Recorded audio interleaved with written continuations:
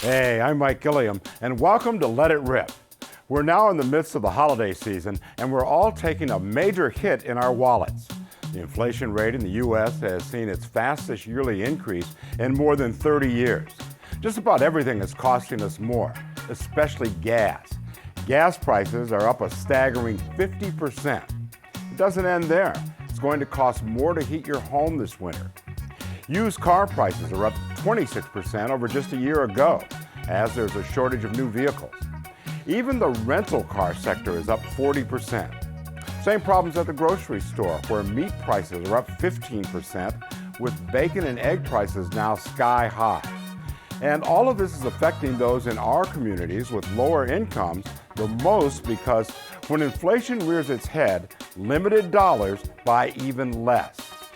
There are lots of questions like why, who's to blame, how do we correct the problem, how do you protect yourself and your family? Here to help us understand, we'll start with two guests. The Deputy District Manager for Community Board 5, Keron Alleyne, and an Associate Professor at CUNY's Lehman College, Dr. Doyran. This is Let It Rip.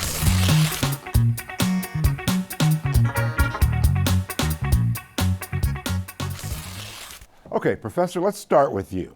What's driving this inflation?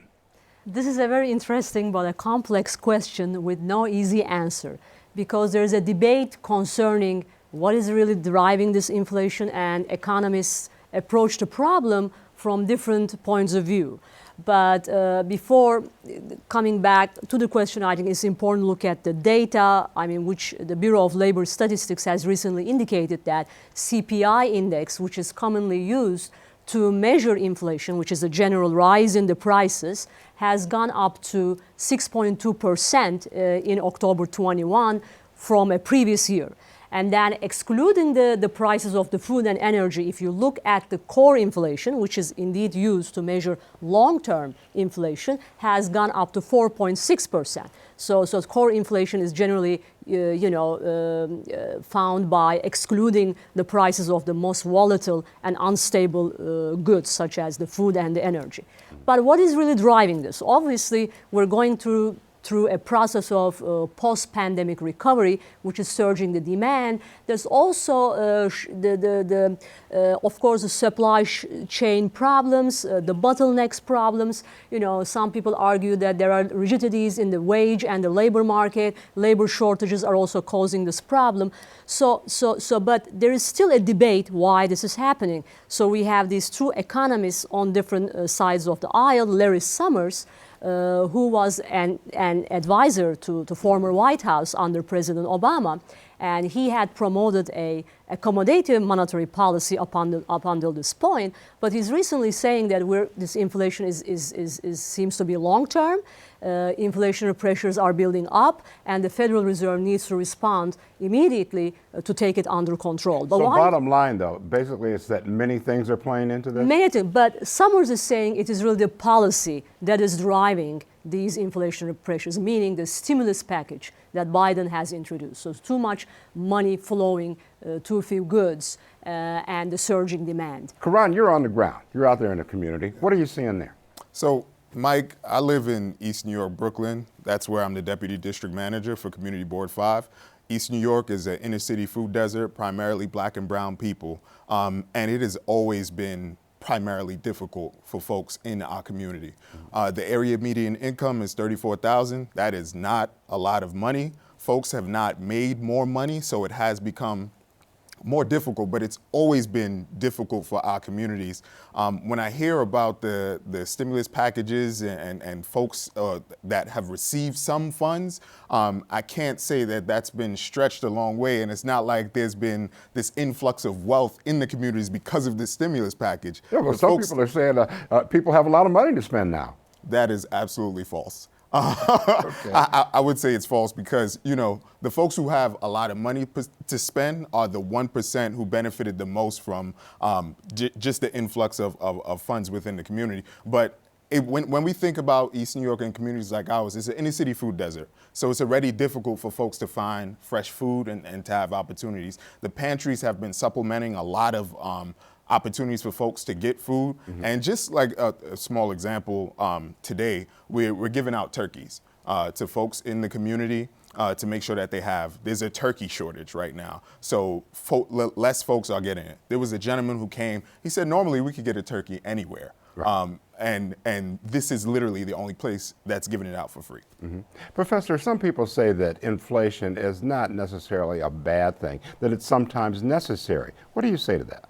Well, it can be like the general rise in the prices, the surge in demand can be a stimulus to the economy. But the only problem with that argument is that as the inflationary pressures build up, it can also be a burden on the cost of living, especially among the people with fixed income. Like it has put tremendous pressures on the people living on their retirement plans, on fixed income, social security benefits. And indeed, I would, when there is a recovery happening, it's normal that there is some surge in demand that is needed to stimulate the economy. We need that. But so if these inflations start building up and start putting a burden on the people living in stable incomes or fixed income, that's going to be a problem. So who does inflation hurt the most? The wealthy or low-income people? Low-income people, low to middle-level income people. Keron, I've seen articles that talked about the fact that people receive higher minimum wages now because of the changes in the law and that sort of thing, but that inflation is wiping out those gains. Are you seeing that on the ground? Well, folks who might be getting $2 extra on what they were normally getting per hour, I've always, with that sort of premise of the question, I always feel like that's putting the blame on folks who have needed these raises in funds to make it seem like inflation is wiping that out when folks should be making, I would think, way more than that. And inflation, as part of the equation, it always becomes a thing where poor people are blamed for being poor and not being able to stand underneath the weight of the conditions that are created by the system that they have to deal with. What do you think should be done to kind of help people out? Does the government need to do more right now? Absolutely. And I think it would be almost giving a pass to the current the current layout of government if the government isn't able to do more. People have been struggling and suffering pre-pandemic. Right. Before March 2020, things were difficult for people. People were talking about the higher cost of living. People were talking about that they couldn't afford various, just the bare necessities. There were all these fights for 15. 15 isn't enough for folks. The government has to do more. And there's various ways that things can be supplemented that I believe we can get into. Okay. Professor, at this point, when do you see this increase in inflation, this spike, ending, and how?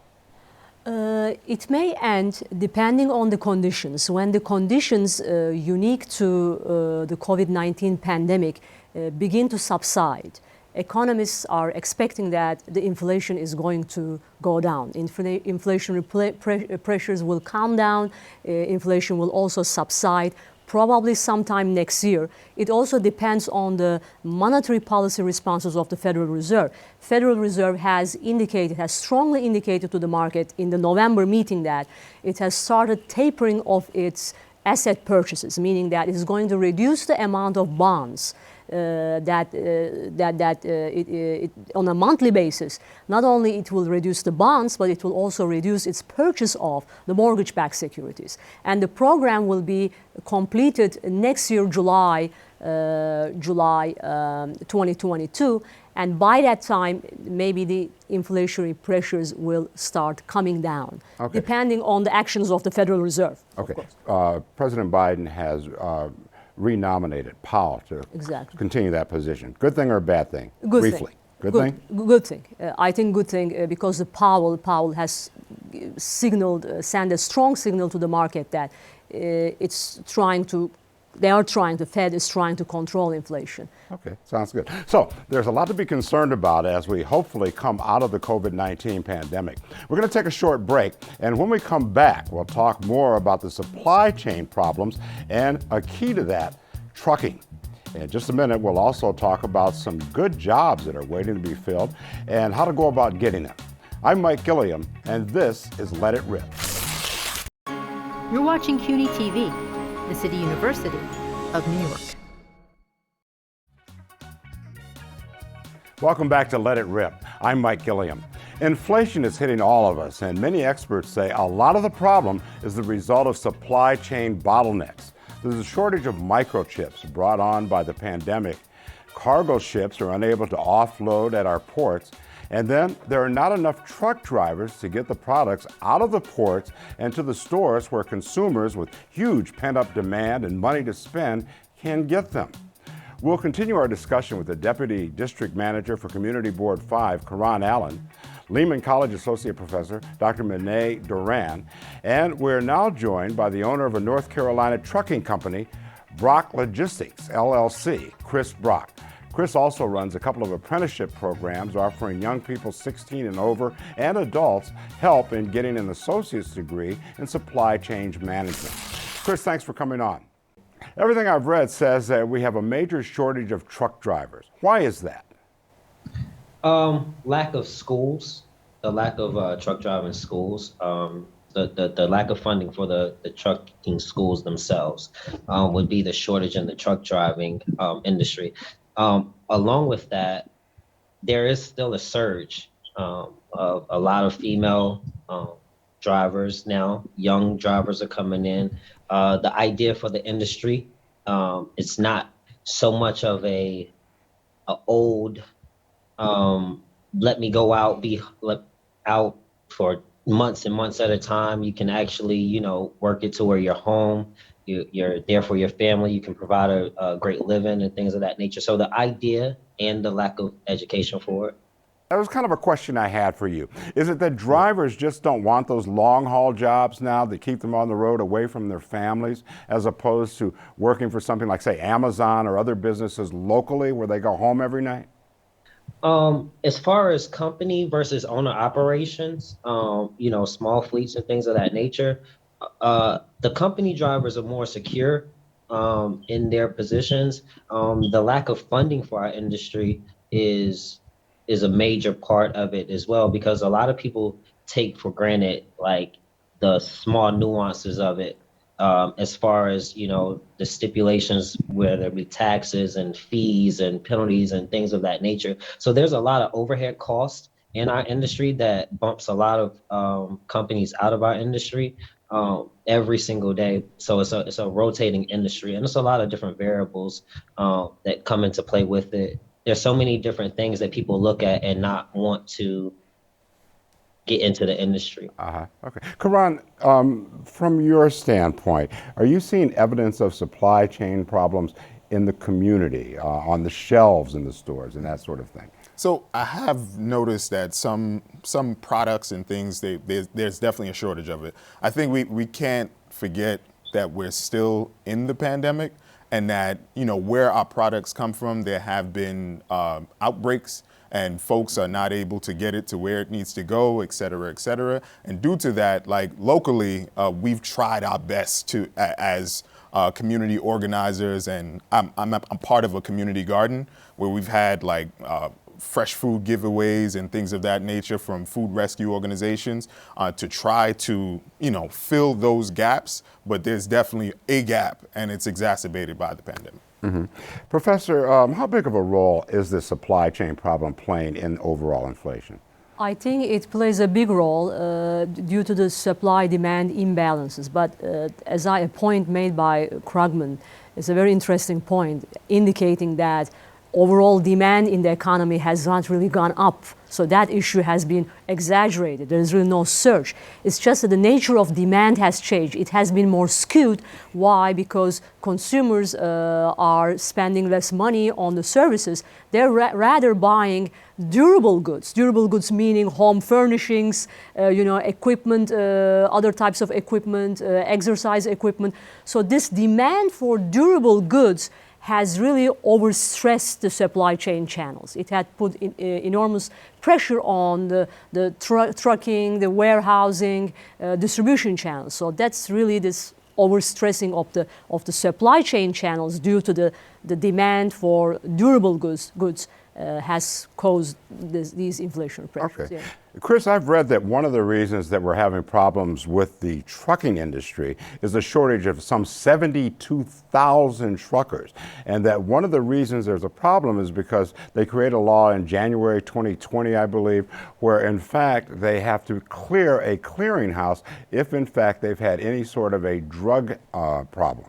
And that is what's keeping a lot of people off the road right now. And the real problem there is because 18 states have legalized marijuana, but the feds have not, and that's a federal thing, and it's costing people jobs and making it hard for people to hire. Are you seeing that stuff in the industry as well?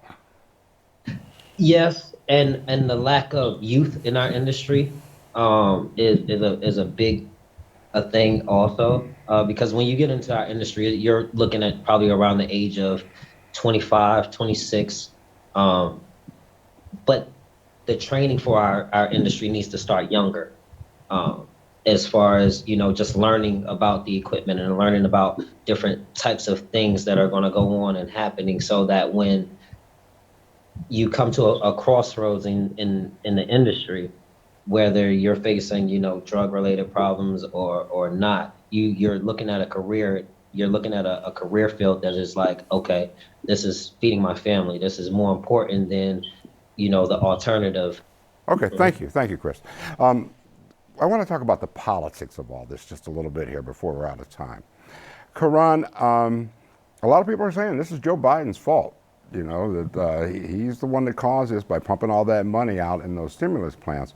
What's your take on that? He's been hurt by this poll-wise, right? Oh, absolutely. I've seen that, and the coverage is everywhere. But I would say for Joe Biden, we need to see something more substantial that not only blankets and falls with this trickle-down effect of his economic policies, but something that makes a difference race-wise, something that makes a difference for the people that are most affected in this country, black and brown people, something that specifically targets them. Like what? Blanket approach. Well, so Mike, when we think about our country that we live in and how black and brown people have been affected and the legacy that built this country, I hope this doesn't come off as a, coming from left field, but Joe Biden can, one, make sure to sign off and make sure that student debt goes away for the young black and brown folks that have gone to college, but also reparations. I hope this doesn't seem like it's coming from left field, but black and brown people need an opportunity to build and to close that wealth gap. And the way to do that is to pay the debt owed. Mm-hmm. What do you think, Professor? The politics of this is very controversial. It's very problematic because the Biden administrations has promised too much in the beginning, but has delivered little compared to what they promised. So all of these relief packages that were legislated in the Congress we're seeing the trimmed version. So they really downsized on the programs that they were promising to deliver. One thing, there are several things that the Biden administration did, but he hasn't really done that much to contain the inflationary pressure, especially the burden on the lower and middle income classes. So one thing that he did, he asked the Federal Trade Commission to investigate the increase in prices to make sure that there is no illegal activity going on by the corporations. So they're not like arbitrarily pushing up the prices. But a few other things, I mean, that he did is not really addressing the problem. Maybe some people are also arguing, that some economists, that he should sort of lift the tariffs on the imports from China. You think that'll help the black and brown community? Not directly, no. I don't think it will directly address the problem. And what about this notion of like progressives and moderates and all that stuff? When I look at policy now, I don't see Joe Biden's policy. What I see is like a compromise between Joe Manchin and progressives. That's what I see. Exactly. I agree. Yeah, but that's exactly what we're seeing right now. The combination of Joe trying to please and appease all folks, when that's the reason he was put there, is because of what happened in the past couple of years. So because he was put here by a bunch of people who are expecting him to not bail them out, but to do something. To hear them. To hear them, but to do something that makes a difference in their everyday lives. Mm-hmm. And he hasn't done that. Mm-hmm. Professor? Yes, exactly. I mean, even if you look at the infrastructure bill, it has been a bipartisan bill that was approved with the support of 18 Republicans, including Mitch McConnell, who was saying that his all plan was to stop the Biden agenda. But once the infrastructure bill was introduced, he was saying, oh, I'm so proud to support this bipartisan bill. So which indicates that this bill itself was a major compromise between the conservative Democrats and Republicans, indeed. Okay. So with Joe Manchin playing obviously a big role. Okay, that's going to have to do it. But a lot of good information right there. I certainly hope some of this gets straightened out and inflation eases much more quickly than a year from now. I want to thank our guests, the Deputy District Manager for Community Board 5, Keron Alleyne, Lehman College Associate Professor, Dr. Doyran, and the owner of a North Carolina trucking company, Chris Brock. Thank you all for coming on and contributing. We're going to take a short break, and I'll be back with some final thoughts. I'm Mike Gilliam, and this is Let It Rip. You're watching CUNY TV, the City University of New York.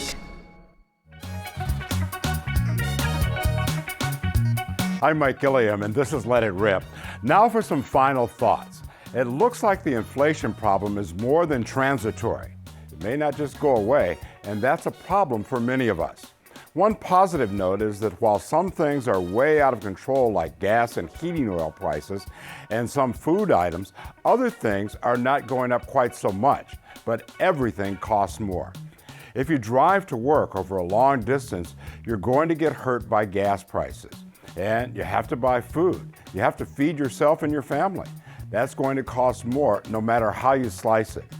It's my hope that Washington will do some things to drive down inflation without jacking up interest rates so high that people can't afford to borrow and improve their lives. What I would not want to see is Washington come to a screeching halt because one or two senators say we need to stop all the spending for a year to see what happens with inflation. I think Americans voted for change and action, not wait and see. Not posturing and obstruction from one senator who was not elected nationally, but from a small state. Just a few final thoughts. I'm Mike Gilliam. Thanks for joining us. Happy holidays. And we'll see you next time on Let It Rip.